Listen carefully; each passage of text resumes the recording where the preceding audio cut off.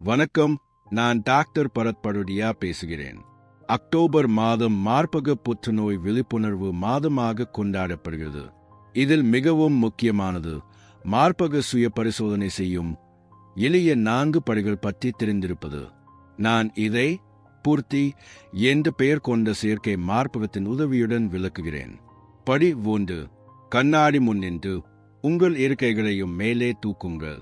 இரு மார்பகங்களின் அளவில் அல்லது இயக்கத்தில் வேறுபாடு தெரிந்தால் அது ஒரு பிரச்சினைக்கான அறிகுறி ஆகும்.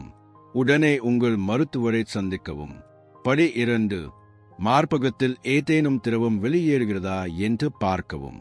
கருப்பு, பச்சை, சிவப்பு அல்லது மஞ்சள் நிற சுரந்து வந்தால், குறிப்பாக அது ஒரே மார்பகத்திலிருந்து வந்தால் அது பரிசோதனைக்கு உரியது. மருத்துவரை சந்திக்கவும். படி 3.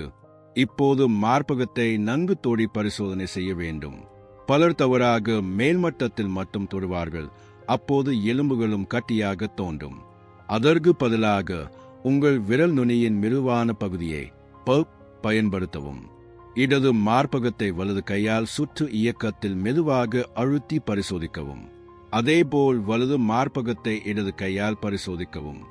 ஏதேனும் அசாதாரண கட்டி, வலி அல்லது சுரந்தல் இருந்தால் உடனே மருத்துவரை சந்திக்கவும்.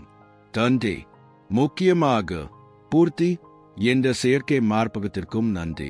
இது மார்பக அறுவை சிகிச்சைக்கு பின் நோயாளிகள் பயன்படுத்தக்கூடிய சிறந்த உதவி சாதனமாகும்.